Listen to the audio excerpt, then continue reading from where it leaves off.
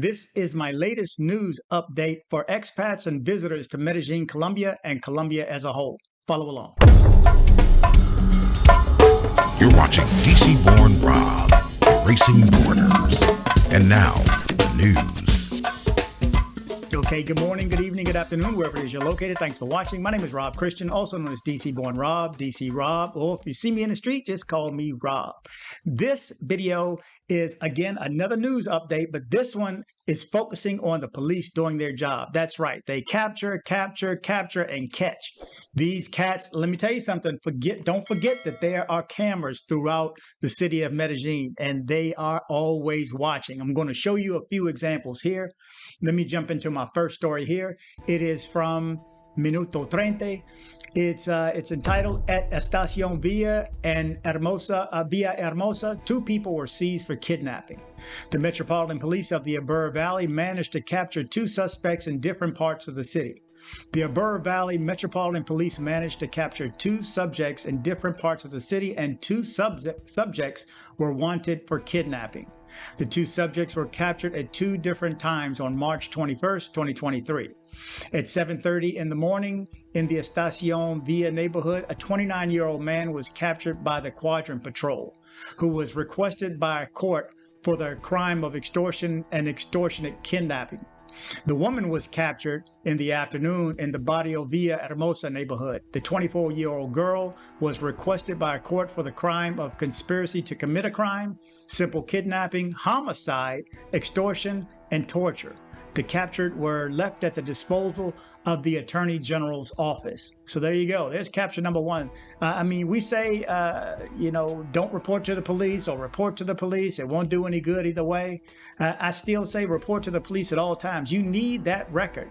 People need to know. Our government needs to know. And if you don't say it's happening, then guess what? It ain't happening. So my next story is from El Colombiano.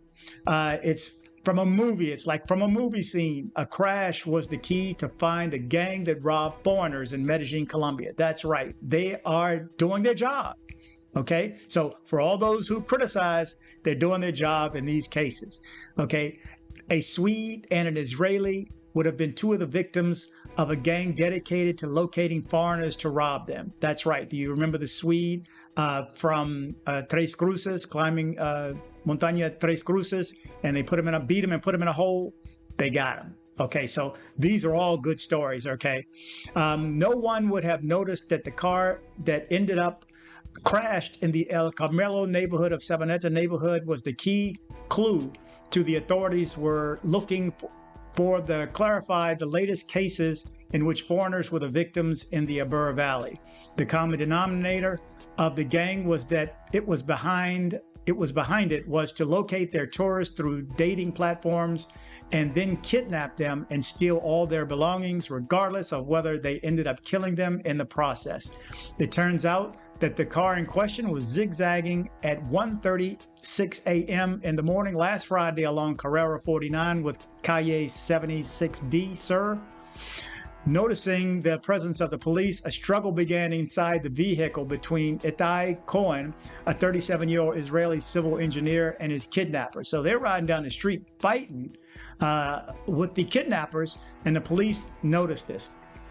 Back to the story, it says, when the car hit the platform, the foreigner managed to get out and alert the uniformed officer what had happened. The three men who were holding him tried to escape, but the police action allowed their immediate capture on the spot.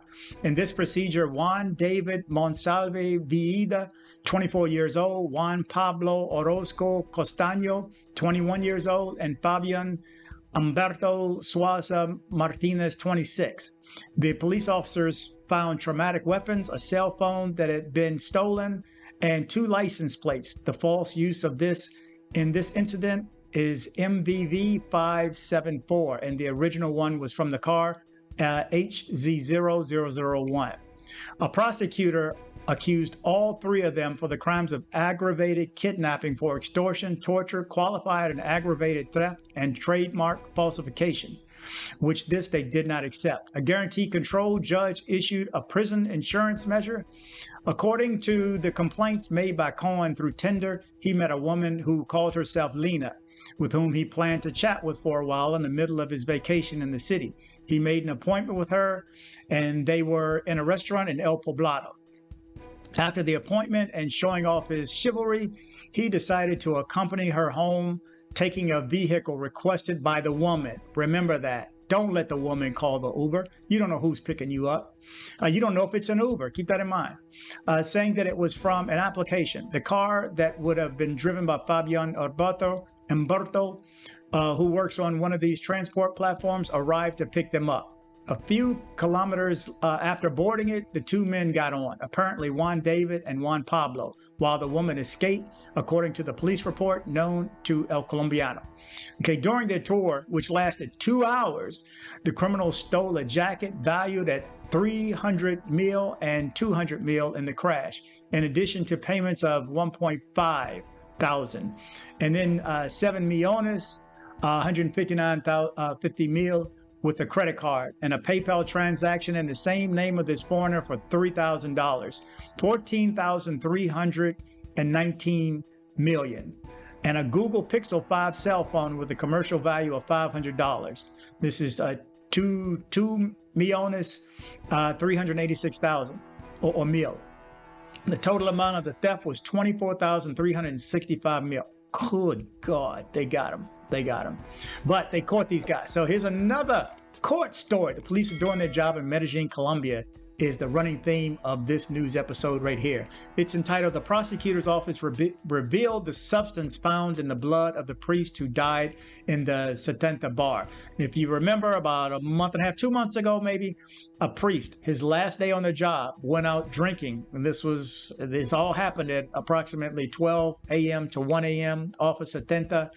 And we assume, that's what all the stories showed, that he was with a gentleman, and we assumed that he was drugged and then robbed on the street and left on a sidewalk to die. This story is showing a slightly different picture. That's why I like to wait on some of these stories, or I have to do a recap, such as this one. It says the prosecutor's office revealed the substances found in the blood of the priest who died in the 70 Bar. Investigators are still ongoing to establish whether Father Javier Eduardo Gonzalez Cortez was given a substance that would have caused his death. The prosecutor's office delivered the new details about the investigation into the death of Father Javier Eduardo Gonzalez Cortez, registered at dawn on February 4th in the bar in 70. According to the sectional director of the Medellin prosecutor's office, Ricardo Romero, in the toxicological analysis, they found that the father had excess alcohol in his blood, although at the moment they had not found any other substance that could have influenced his death. So they're thinking possibly right now it's just alcohol poisoning. He drank too much. Somebody got him drunk too much. But it says prosecutors Romero added that the analysis by legal medicine are still continuing and are carried out in a meticulous way to try to find some other substance in addition to the liquor in question. It was not established how much longer the analyzing will last. In the absence of this evidence, the prosecutor has not been able to initiate any prosecution process, so it has not been possible to set up a homicide against the religious. His death is yet to be established. Okay, I have one more. This one from Minuto 30. It says they did not count on their cunning. Women intimidated a man to steal everything. I forgot about this story. I pulled this one to the side because it has video. I'm going to start this video because this is where you can see some women hemming up a guy early in the morning in El Centro. And you can see the statue, so you know he's in El Centro. It says, the monitoring of the security cameras installed in the center allowed the capture of these owners of foreign property. The rain and the cold of the night in Medellin did not seem to be an impediment for the owners of the people's property to commit their criminal acts.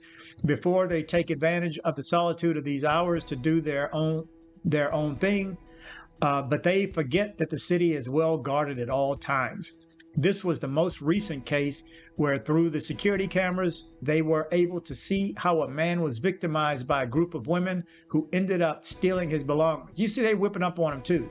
Now I asked myself, if there was a bunch of girls, the last two girls, you watch them in this video, the last two girls walked away like Will Smith did after he smacked Chris Rock. I mean, they knew that guy wasn't going to come after him. So what do? You go bolo on all of them? I mean, treat them like men? Because there's 5 of them. I'd like to think I could take them. I'm just saying. What do? Do you roll them, or do you take that beat down in robbery? First of all, I'm not taking a beat down in a robbery. So somebody getting, well, let's just say I would defend myself at all costs. Back to the story. The man, who was very calm in the establishment, was approached by a group of women. They intimidate him, surround him, and forcefully steal his belongings, and then quickly flee. But while all this was happening, alerts were generated to the quadrants of the sector, and the prosecution began through monitoring. So they're following from camera to camera. They can follow you as you turn and go right back to where you were. They got you. But let's see, fortunately, and thanks to the agility of the authorities, traceability was carried out, locating these women on Calle 51st with Carrera 52.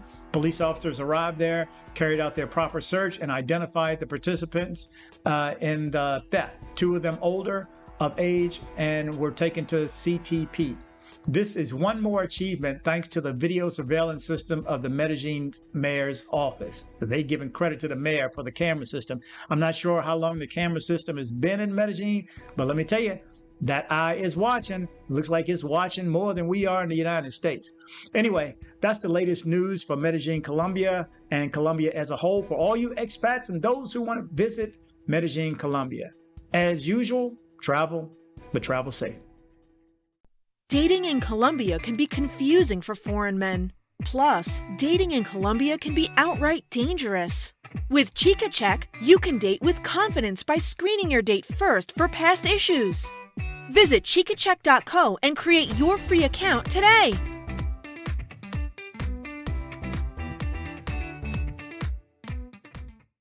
Join me on social media. I am dcbornrob official on Instagram. I am dcbornrob official 1 on TikTok. I am dcbornrob O on Twitter. Don't be like this guy right here. You're just so stupid. I had to send you a video to let you know you're so stupid. That's right. Don't be like this guy right here. Join me on social media. If you're in Medellin and you need dental work done, from a basic cleaning to major reconstructive surgery, come see my guy, Dr. Carlos Mori. Contact information in the description below. Headed to Medellin, Colombia?